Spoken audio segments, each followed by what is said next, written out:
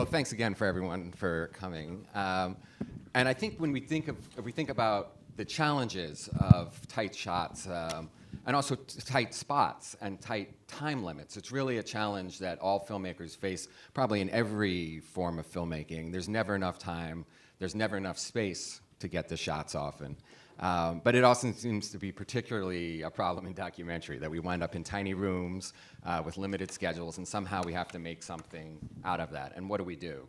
And often the look from the director, the producer, turns to this side. It's maybe not our problem to begin with, but it becomes very quickly our problem as cinematographers. What do we do when there's not enough time or not enough space? And I was, in thinking about it, it's probably not unusual that one of the first spots you think about is not having enough space is a prison. So, what are your first thoughts when you enter a prison in terms of using the space? Well, maybe just real quick, just to give a little idea of what the film is. So this is a film that premiered at Tribeca. It was part of 2 films that Madeline Sackler did with me in the same prison, where she basically taught a class to the inmates, and we started filming their discussions about what the film would be after she had done some workshops with some of the inmates who wanted to participate. And out of that grew the idea that she would finally profile 4 inmates, use the story that they wanted to tell, the way they wanted to tell it, and then animate parts of the lives of 4 other people and their path to prison. And then we did this while we were waiting for a second film, a narrative feature that she'd written, where Jeffrey Wright played the lead. And that was a fiction film. We filmed in the same prison where some of these inmates became our crew, or became I got speaking parts, and a lot of the extras were inmates. So it was a hybrid fiction film that was scripted, but used some of the inmates that we got to know during this documentary class that we did while we were waiting to get all the permissions and the actors and the funding for the feature. So this is a prison that's a maximum security prison. So the idea of filming in that small space is, I guess it's like anything else I do lately, is that I as a cameraman, when I go somewhere, I always look at the natural light. I do that in fiction more and more too, where I stop lighting with movie lights. Because of the freedom it creates for the actors and the situations, and in a documentary that's even more important. So in the prison, we have, there's no scenes in here, but the way we did this in this film, Hard Truth, we had prison cells where we did the inmates, where we set up the inmates with cameras and they would interview each other, because we wanted to remove ourselves apart from the process as much as possible, and we found the interviews were much more deeper, more emotional, and more truthful if the inmates spoke with each other. And the scene that you see here in the beginning is sort of a group discussion where we all put them together in one of the rooms that were, where we could get more people in than in a cell. And that was still a relatively tight space. But again, what I do in that place is you basically, position them around the one window you have. You turn off all the other lights off. I mean, I find myself turning lights off more than turning on lights to make it look good. And in that case, we actually had one HMI out the window. And there was a tiny window, basement window, and we shone it down, and that was pretty much the lighting, and then you just go around and follow the conversation with prime lenses, and that's sort of the discussion you see in this clip that is chosen in the film. And for the feature that I did with Jeffrey Wright, and both of these films are going to premiere on HBO early next year together as sort of a tandem thing. But in the feature, I found myself doing very similar things. So I was in a small prison cell, and you can't move any walls, you can't put the cameras, and that film was very experiential from the point of view of Jeffrey Wright's character, so we couldn't move cameras outside. We wanted to be in the prison with him for most of the film. So I was inside the cell with real walls, that's like 8 by 10, and shot a lot of the film in the cell. So it's a very confined space, so you have very little, we did not want to have the camera looking in, except for 2 special moments, but we wanted to be really with him. So what I did with that is I found an old fluorescent tube in my basement that I sort of stuck under one of the desks that built in. I guess it's a mirror and a sink, and that was still the only lighting other than the distant daylight coming in. So I guess the tight space really sort of forces you to be creative, forces you to be pretty intimate, with people, and you sort of embrace it, and then you just go with it. I mean, it's sort of what you want, obviously, from an audience point of view, is to have the audience feel close to the subjects or the people in the film. You never want, at least when I shoot, I never want the audience to feel like they're in another room. I want the audience to feel like they're with the people. But it's a challenge, obviously, when, Shirley Clark, I think something Shirley Clark used to say, which is that the wide shot's inherently cinematic. And it is, like if you see a wide shot, it reads to an audience, this is a movie, quote unquote, it says. And I feel like producers often these days want documentaries to look like what their vision of a fictional movie might be more and more. And what you've pointed out with the lighting is it's not only, it's a different look, but it also actually affects the performance in a way. If people are walking around light stands in a documentary, how does that change the dynamic in the room? Yeah, I mean, I think on documentaries, I think for real verite shooting, you rarely set up lights. Sometimes what you do is you hang Chinese lanterns or practicals where there's no stands on the floor. But in fiction, I find that becomes more and more the norm too, because actors getting used to having cameras swing in every direction to make it feel more cinematic in another way, because the movement, and then there's no stands in the room, so everything has to be either hung or you just use the light that's there, position the people to the light. I think it sort of becomes, both of those styles get more blended, I think. Yeah. Do the rest of you, do you find yourselves using less lights in small spaces? Well, I do mostly variete documentaries, and in those situations, very often it is unpredictable where the characters will go. And because of that, it's very hard to know where to put a light or where not to put a light. And so very often I find myself just really very quickly trying to adjust my position so that the lighting is favorable to my subject, as well as that it has some, not drama, but some contrast to it. And I do try to switch over heads off most of the time if I have a lot of windows, and take advantage of the natural light pouring through. And so it's more about what do you find and how quickly can you react without sacrificing the moment, moment of truth with your character. And so that just means that you have to be very agile and quick thinking rather than stopping the flow of somebody in a process or in a conversation. Say like, oh, hold your thought. I'm going to put up a light right now. That doesn't really work. And so the quickest thing is really, if you have a chance, if timing is in your advantage and you can come into a location and assess the situation, then of course you can decide, and even if it's just 10 minutes or 5 minutes before, you might not have the time to set up a light, but you definitely have the time to say, okay, let me, either use daylight or use fluorescent, or let me see if I can control something with shades or with, any practicals that might be available. So you have a little bit of, of a look that you can create. Yeah, and to add to that, I think it's exactly that. I think in documentaries, you have the time sometimes to look at the space before, and I find myself the most important thing that I ever do is turning lights off, especially fluorescents. If you go into any office, like the Fourth Estate that's playing here, it's all offices, all New York Times offices in Washington. And it's the most deadly kind of space to shoot in. But if you turn the lights off, if you can, it starts to happen, right? And then you position yourself in a way that there's always windows. You go inside the small space and you shoot against the windows and you give the illusion of space. And if you can put up a light, or like in the prison film, you put the light behind the person, so the light comes at you, and all of a sudden there's layering and there's a cinematic depth that you can achieve even in a small space if you just look into the light, not with it. And that sort of gives you that sort of three-dimensional quality that you tend to lose in small spaces. It's sort of like James Wong Howe's old thing, he always used to say, I got good when I started turning off lights. That was, the evolution of his career was to turn off lights as well.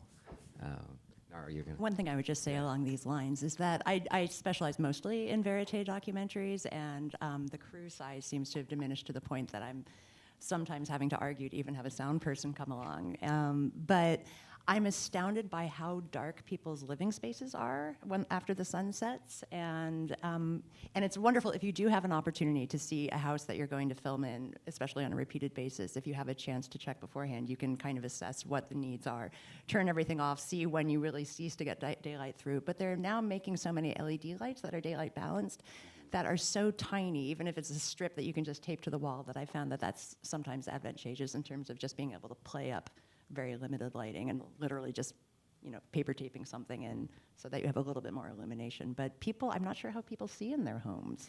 They're so dark. Well, my evolution on that is that I actually stopped using movie lights altogether, because I feel like when you put up one, then you have to put up a lot. And if you put up natural light and you mix it, it looks wrong.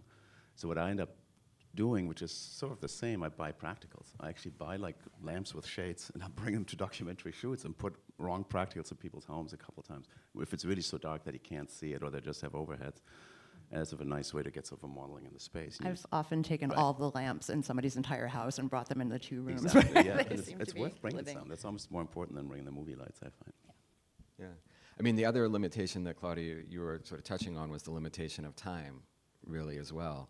I imagine in doing RBG that time must have been highly managed and controlled for access to her.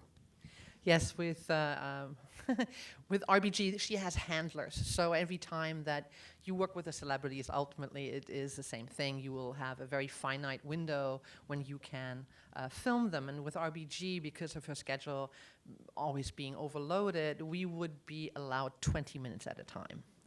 Which, of course, if you think about it physically, you're coming in there, you trying to have a certain, trying to capture a certain story point, or even if it's, trying to get some variete. We were not allowed at the very beginning to get any kind of variete with her, because the way she would permit us to film her was ultimately through her very distant entourage. So 2015, she was approached by the directors. She wrote back right away and said, "Not now, write me back in 2 years. But in the meantime, you can talk to my very, very dear friend, 10 times removed, in the back row." And so we started talking to all of her, people who knew her, worked with her, and kind of systematically, therefore, were granted the next closer circle of friends. And once we had a good standing with most of her friends and colleagues, we're allowed to photograph the family. And we had certainly time with them, but when it came down to RBG, it was just very limited. And so we had only 40 minutes for her major interview.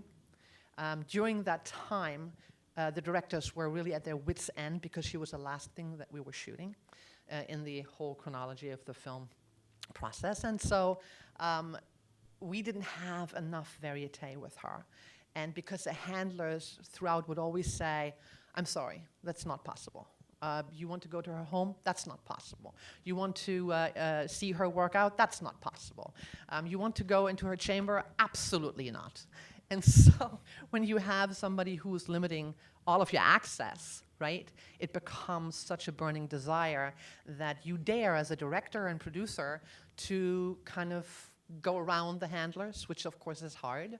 But there we had her for 40 minutes in the interview, and at the very end, she was very happy, and Betsy and Julie came up to her and said, like, "Would it potentially be possible to see the collars that have been gifted to you over the years by fans, or maybe just one shot of you behind your desk in your chamber?" And she looked, and she said, "Sure." And the handlers were like, "Oh my God, oh my God." But it meant that I only had about 5 minutes for all of it together, which meant no mistakes. You have to be so sure that your focus, your white balance, where you're standing, to get the maximum amount of shots, as well as not push too hard, because at any given time she could potentially say, "You over there, Claudia, get out of here." You don't want to really upset a celebrity like that, and especially not RBG. So anyway, she allowed us, we walked with her, Camera was rolling all the time. And then we came through this very narrow spot where she has this closet and she opens up the door, and I had about 18 inches. 18 inches, she was behind. I could not move whatsoever. The directors were like hovering above the camera, right? And I was like, okay, all right. And now what is she showing? And she was showing us all the columns. So if you have seen the film, you might remember that little bit of the moment where she explains, and I got this collar from Hawaii as a gift, and you know, it's all made out of shells. And so, but that only, you know, allowed me to do one angle. That was just, and in that moment I was very happy I was not on a prime lens, but on the zoom lens. So at least I had that ability to kind of snap in closer to capture that moment, and also just the essence of her. And then we were allowed just one shot from the doorway of her sitting behind this humongous desk. Yeah, that was time limit. I feel like the challenge in those situations is not just a technical one. It's not just getting the shot, but it's like, how does that affect our relationships with the subjects in a way? You know, that kind of time pressure. How do we get the character of the person out in a 3-minute shot, really? You know, if that's all you're given. Absolutely, and you know, it is a tricky thing, because the minute you get anxious, or the directors get anxious, or want to push too much into that little bit of time, it just kind of sets an anxiety, or presents an anxiety that is instantly taken by your subject. And so, luckily, RBG was very much in control. And if she was in control, the handlers were in control. So, and also our team, we were just like feeling so blessed that she was even considering letting us come that close, you know, to her chamber. And so we were very fortunate. So what can we do as cinematographers to change that dynamic? In terms of, I think that you have to have,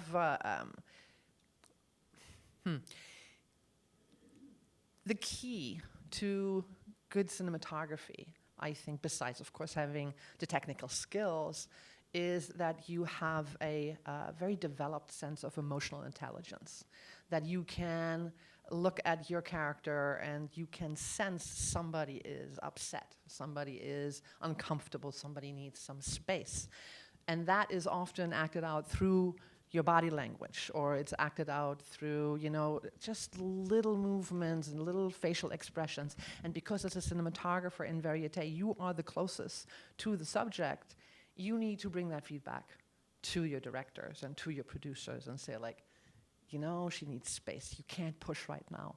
And there needs to be that dialogue between the cinematographer and the director and producer to really have that understanding that you're dealing with somebody who is not used to having cameras around them. That is, you know, opening their heart at a time that might be very very stressful, because they're trying to cope with a problem, or they're wanting to have their voice heard, but they're unsure if they can really take the time, or maybe they're not brave enough at that point to really let go of all their defense mechanisms. And so I think scanning, you know, the body language and really being in tune with your subject is so key. And also, I think the other thing, sorry, I'm going on here, but the other thing is, which helped me a lot, is the fact that as a cinematographer, when I go into somebody's house, I usually try not to come in with a camera running, and that I try to really introduce myself and tell something personal that makes me vulnerable to them. Because if I just come in and it's like, oh yeah, you know, I've done this for 30 years, I'm like, you know, such a hot shot. That's intimidating. It's much better if I say, like, well, you know, I love dogs, and, you know, I had this problem with my dog. Make yourself vulnerable so that they can relate. Because I think anybody is always everybody's looking for a way to relate to you, and also to feel that they can, that they don't have to compete with anything.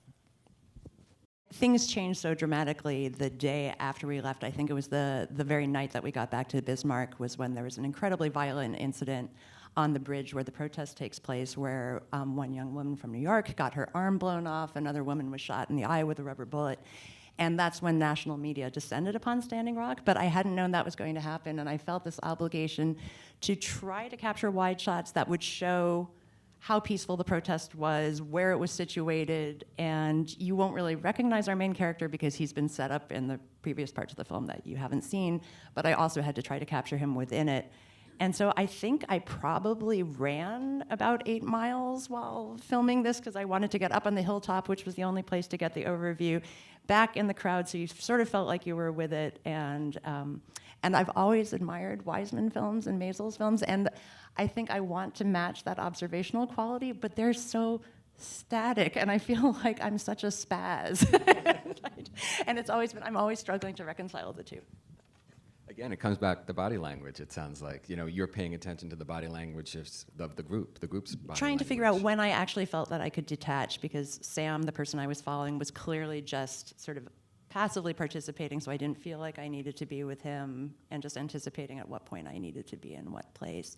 And it was an investment in his trust as well, because I think he was so much more comfortable with me because we had gone to Standing Rock together, that allowed us to go to his home village in Alaska, where he had had a thoroughly dysfunctional childhood, but he had been very resistant to the idea of letting the crew meet his family until we kind of invested in this journey with him.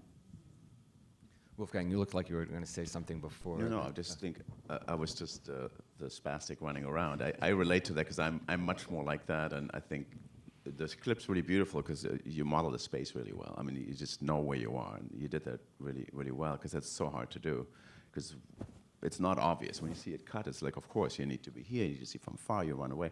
But to make those decisions while an event is happening is really, really actually difficult. I always think a funny commentary track on DVDs would be the cinematographer's internal monologue as something. It's like, how the heck did I get up here? I should be down there. I think that's a common thread in a lot of ways. I mean, whether it's like the 30 minutes that you have, or the 5 minutes you have to shoot with Bader Ginsburg and get the shot, or it's, you know, we're in the middle of a protest and crazy things are happening, but you know you need to get the watch out, is how do we stay calm enough to hear our chaos, you know, because we do often have this internal chaos. So I need this shot, I need this shot, I need to be there, I need to be there. It's like, how do we stay calm in those so that we can also be sensitive to what's happening in front of us, and we don't miss just the action of the shot, but we don't miss the emotion of the shot. And one thing Claudia said when we were speaking just upstairs before the panel is that, I mean, you enjoy it when a director just says, for verite filming in particular, this is what we're looking for, this is what we're hoping to get, now you go forth and get it. Which is, I think, when you don't know exactly how something's going to unfold and a director can entrust you with that sort of autonomy, very helpful, because you do have to make those decisions on the spur of the moment. And there's also one other issue. It's like, I mean, for you, you were a single camera for a protest. My goodness. You know, with the time limit that I had with RBG, especially when we were finally allowed to do her trainer workout session in her little gym, there was no way. They were going to allow us for 15 minutes in there. Now, 15 minutes, you want to get a whole variety of things that is tricky with different angles. And so I knew from the get-go, I need to have 2 cameras. You know, that's the only way that I can maximize it. And that ended up being most of our approaches, except when, of course, I only had 18 inches of space. But beyond that, with her, that was our approach. We need to have some other type of coverage. And, you know, that's how you kind of make the most of it. Then you can send somebody up the hill, and you do have a little bit more of a calm to really capture the entire situation. There's also the physical aspect of what we do too. Yeah, but you can see at the very end of the trailer is like the 2 shots when she's doing her push-ups, right? And so that was incredibly helpful later on for the edit, that in this limited amount of time that we had the choices to build a sequence. Well, we have a limited amount of time too, unfortunately. And I know we want to leave some time for questions from the audience. So why don't we open it up to the audience? Kathy, is there a microphone, or do people just shout out their questions? Okay. People must have something. It's not that early. Yeah.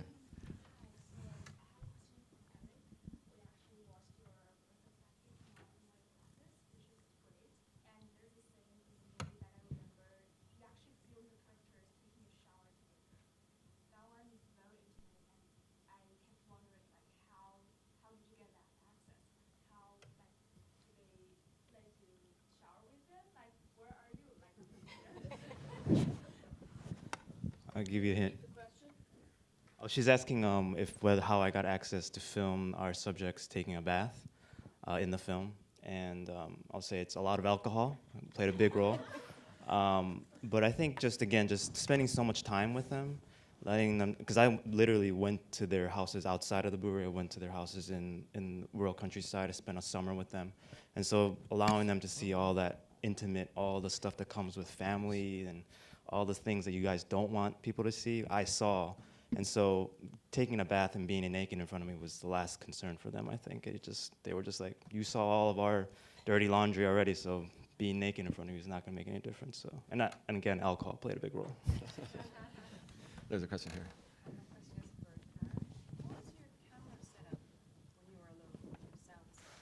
The question was, what was the camera setup and the sound setup when Nara was alone? That's a good question. I hate the camera that I was filming with on that particular shoot. It's a Sony EX1, which is so out of date. I have a battered up one that I refer to as my protest camera. And it was a decision going into this because I knew I would have no support, because I wasn't sure about being able to recharge batteries and everything, and I needed to be able to carry everything. I ditched my tripod somewhere along the way in the camp and picked it up later. I decided I would sacrifice some of the technical quality that I hoped I would have. We weren't shooting 4K, so resolution was fine, but just in the interest of being able to keep everything very portable. And I went back to Standing Rock shortly after that on a different project where I was brought on as sort of the verite camera for an ongoing feature with a Sony FS7, with an extension unit, with everything, and I missed the versatility of being able to run around with a lighter camera. So it's always a balance to figure out what your technical needs are. Oh, and in terms of audio, I had two electrosonic lavaliers that I had to strap in a porta brace setup. I mean, sometimes I would use a camera mic and one of the lavs, and sometimes I would actually have to mic two people because my character was there with his cousin, and it was not graceful.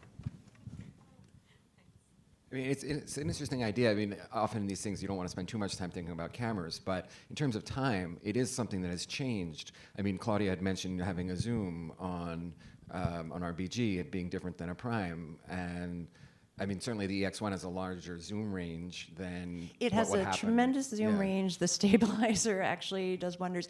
I was very concerned about having interchangeable lenses and having dirt get in when I didn't have an AC or anyone to help me clean lenses as I went.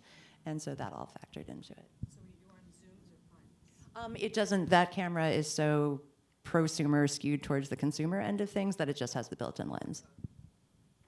Yeah, Paula. Can you talk more about the primes versus zoom lenses? I mean, I know with Wolfgang, primes have become a big part of your style, but how do you all see what works better for you for documentary? So the question was choosing between a prime lens and a zoom lens. And for those who don't know, a prime lens, are most of the people in here familiar with what a prime lens is?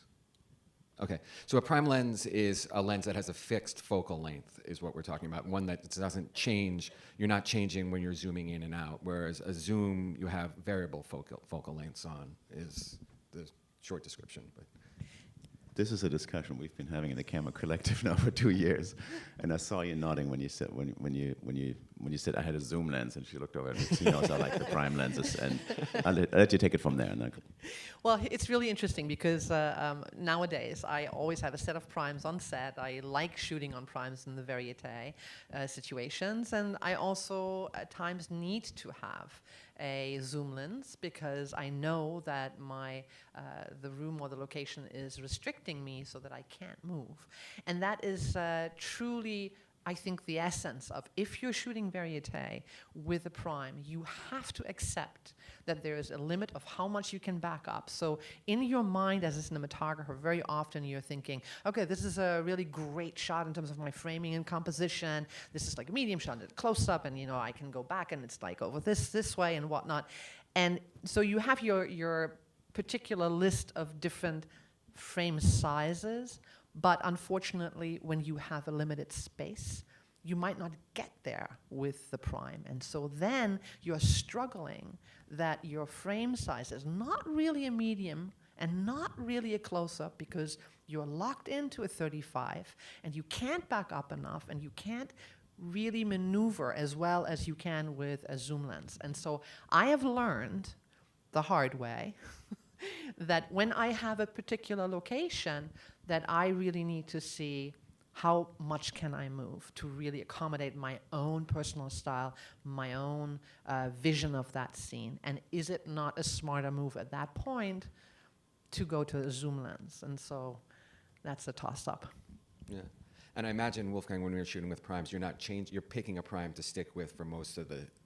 So I've become very minimal. I spent two decades living on the zoom, and when I went back with a larger census to prime shooting, I felt like yes, because I've done a lot of indie features, and in narrative filmmaking, you always use the prime lenses because they generally look a little better. They force you, when you want to go close to a character, to do a dolly in. You don't zoom in. It's just a more cinematic language to use a prime lens, and it forces your brain to think cinematically. So when those prime lenses became available for the little cameras, I was just embracing it. And I think it was early on, and you miss moments, and you need the permission of the person that you're filming to go close to them and get a close-up. I'm here with a lens, but I want to be close. I'm not across the room. But for me, it's almost like an ethical thing. I feel like if I'm allowing myself and the audience and close to the person, that means I have the permission to be there. I'm not sneaking a shot through the window. It's just not my style. I just like the honesty of that perspective. And the prison film, I shot the whole film on one lens, 40 mil. And I shoot most of my stuff on a 35 mil.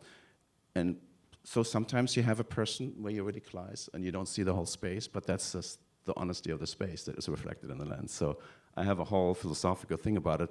Saying that, I've also used the zoom when there's a moment I can't miss. You know, if somebody comes in and out of a car that you can't repeat, and you know you have to zoom in, you can't get close to them. You don't know them yet, can't get close physically. I mean, there's many reasons to use the zoom, but I would push back and say, for me, the prime lens has made me look for more cinematic opportunities in the verite setups much more.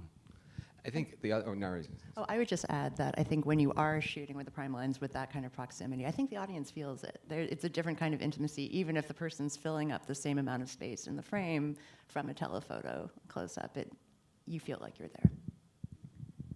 I mean, I think the one through line, though, is the question of time, and that both of what you're talking about, it's not necessarily a conflict between a zoom and a prime, I feel, as actually a similar line of what can I do to maximize my time with the subjects in a way, and what can I do to stay calm? I mean, because when you're on a prime, you've already taken out one question of what you're going to do photographically. You know, you're not thinking like, oh, do I have to go to this side of the room? Because you can't go to that side of the room. You're not going to go to that distance because you're not going to get a shot. So it kind of keeps you present in the way. In the same way that if you're using the zoom to its advantage, you can also use that to stay present in a way. It's like, oh, I'm not going to think about, oh, do I need to run to the other side of the room because I can zoom from here.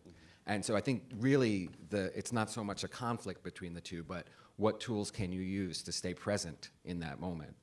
And I think everyone finds different tools to do that, but that's for me, it sounds the through line.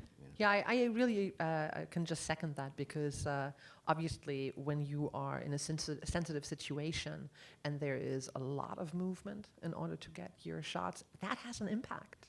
And I appreciate using the prime lenses when I'm more in tune and more familiar with my subjects, so that they really permit me to be that close. But when I'm in a situation, especially that I've just encountered, where I was filming a celebrity at a table, and there was just, I just didn't know, and there were 4 other people, and more were coming in, and so the arrangement of that situation was in flux. And with me kind of pushing through and trying to get a good angle, because this was my subject, that was not the right timing. I choose very consciously, therefore, to be on the Zoom so that I can fall back and really get to know the dynamic before I can really insert myself. I think we have time for a couple more. Yeah, right there. So when you're in the middle of filming and you have a tight time limit, or it's an event, but you have that nagging feeling, I should be here. What do you do to kind of calm down, or to make sure you finish what you're currently doing and moving? What runs through your mind? How do you navigate that? I'll just repeat the question. It was just, what do you do in a tight, pressured situation to calm down to make sure you have what you think you need? Did I get it right? Yes. Go ahead. I guess I try to almost have this outer body perspective of how do I think of the scene as an editor and think of how you see it cutting together and what are those, if you have this one chance to get an event that's unfolding in real time, what are the shots you need to tell the story that you're trying to tell? Sometimes it can all be in tighter shots. Sometimes you need to really establish where you are. And find those moments to move where you won't be disruptive if it's a context in which running from I should be there, I need to get there, a moment where you won't disturb what's unfolding, and also a moment where you won't miss the moment where you want to be where you are at that time. So another question back there. did- Or Claudia, you want to jump Oh, in? I just wanted to add to that, I just lost my thought. It's one of the hardest things to do, and especially if you're not in sync with a producer, and it's a stressful situation where you film something forever, and your mind keeps saying, I have to go around, I have to go around, I have to go around. There's no time to do it, or there's no way to do it without interrupting, like a stage concert or like a press news conference. There's always something where you're not supposed to run through other people's cameras, and so you sometimes just do it, and then everybody looks at you, and then you're done with it, and you get the other angle. And But then I you hope your remember- crew okay. moves with you so you don't suddenly turn around and get your sound person standing there like, what? But the thing, I just remembered what I wanted to say. I think my recommendation, and that's what goes through my head when I'm in a situation of where I'm starting to doubt that I got all the coverage I needed, is I try to make sure that I ask myself the question, what I'm holding on right now, and this, let's just say it's an over-the-shoulder, two-shot. In this situation, is this situation a dialogue-driven moment where I have to be focused on reaction and action of whatever is happening between them, an emotional dynamic? Or is it a situation where my coverage is maybe lacking a different perspective? And in that case, is the story that I'm trying to tell, because each shot holds a story. Okay, this is the reaction of so-and-so, and here's the reverse of it, saying, oh, and here's the aggressor, trying to make a point. But have I captured that story-wise? If I have that story-wise, then I can move. That is my permission to move. Because if you're holding on for too long on something that only holds a certain amount of story value, you can get caught there and thinking, is there something more? Is there something more? That's when I move. That's when I go like, no, I got that. I can move now. I hope that helps. In the back with the hat.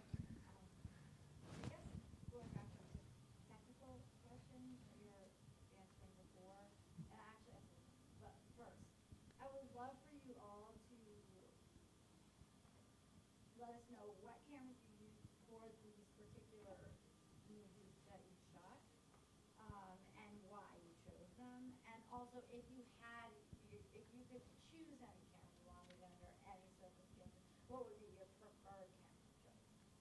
And then one other question for Erik. That was beautifully shot, and I just wanted to know how long of a time that took. It looked like it was like very seamlessly shot, and it could have been one day. I mean, I'm assuming it was, like you said, you were there with them for a long time. So I just wanted to know. So why don't we do the second question first? Lens better. Like, is the quality, even though sometimes you have to use it, is the quality, if you could use a lens, would you choose the fixed lens because of the quality of the shot? And then I'm done. Okay, so it was a two-part question. I see we're also, okay. I'm getting the proverbial hook from the side. So, the two-part question was one for Erik, how much time did you spend there? And the second thing, we can go down the line in terms of what cameras people used on these projects, and if they had every possibility in the world, what might they use? And why they chose their particular cameras, if they did, or if the producer chose them. I spent, Erik, why don't you start? Yeah. I spent 2.5 years on the project filming them. I used an F5, Sony F5. I probably would have stuck with that camera even if I had all the choices. Just feel comfortable, light, whatever is light. I'm also a big believer that a camera or lens, I mean, everyone probably argue with me, but I'm not such a person that says that the camera lens determines a great cinematography. I'm a believer that the person behind the camera determines that. So whatever fits the moment or the story, I think. Was it a Zoom or a Prime? I used both.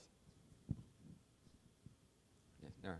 And I think I already mentioned what I shot this particular clip with, which is not a camera that I would recommend, but it was well suited to just in terms of durability and my knowing that I would be able to carry everything with me. We shot the rest of that particular project, which is premiering in Alaska in the first week of December, on a variety of cameras that were sometimes informed by what the needs of that particular shoot would be, and sometimes just on the availability of cameras. It's much more sort of mixed format than I would like it to be. I have not been, for personal reasons, I haven't really been shooting this much in the last year. And I don't feel, therefore, that I should speak to what the optimal cameras are because technology changes so quickly that I think probably everyone else on this panel could weigh in on that. But in terms of prime and zoom lenses, I feel like we've probably already discussed that pretty well. I'm not sure. This clip that I had was shot with a Canon C300 Mark II. It's a new Canon camera that I think a lot of the people in the documentary field know and own. So it's an easy camera to use because it's relatively small. It has a handle on it, and it's very well suited for verite with a zoom or with a prime lens. I shoot with both, but I have Canon Cineprimes on it. They're sort of nice lenses. My favorite camera would be, if weight and intimacy wouldn't be an issue, I think would be the Arriflex lines of like, the Amira, the Mini, or the Alexa, in terms of the look out of the camera. I think it's my favorite look. When I shoot fiction, I go to those cameras and shoot with Cook Primes, S4s. The old ones are still my favorites. Well, I just second what he said because it is also part, I guess, because we have so much of a exchange talk about what cameras we use in the collective, and so I also use the Mark II and prime lenses, and the zoom lenses that I do use are cinema zooms. So they have a beautiful glass. I do feel it makes a difference. I agree with you, Erik. It is always the cinematographer whose craft kind of brings, a better storytelling forth. But beyond that, in terms of sensors, I agree. I think that the Alexa has a beautiful sensor, especially when you are looking at the highlights. But I don't feel that it does so well in the lowlights, and therefore I choose the Canon. In the best of scenarios, I would wish that it all could come together in terms of technology in one sensor, but we're not there yet. So again, my projects often also determine, in terms of budget, of what I can choose and what I can't choose, and so it's always a dance of when do you invest in glass or in a camera or in some special gear in order to tell the story. When you're using the Canon, what kind of stabilizer do you use? It's more like a DSLR. It's me. I am the stabilizer. So yes, absolutely. When I do a sit-down interview or when there are particular shots on the long lens, then yes, I use a tripod. But beyond that, it's just my shoulders. That's it. Yep. I find myself using the Movi more and more, which is like this Steadicam type device that where you put the camera in a floating cage, and for shots where people are walking, it's becoming, especially with the prime lenses that are not stabilized, it's more important to put them in something where it doesn't become too shaky, that it's too upsetting for longer walking scenes and transitions. Well, we have gone over our our allotted budgeted time. So thank you. We've got 4 cinematographers here who Thank you. are truly make stories better. I think, following on Erik's point, these are people who all, far beyond whatever cameras they're holding or whatever lenses they're shooting through, these are people who will make your stories better. So thank you for you guys coming, and thank you all for being part of it. So.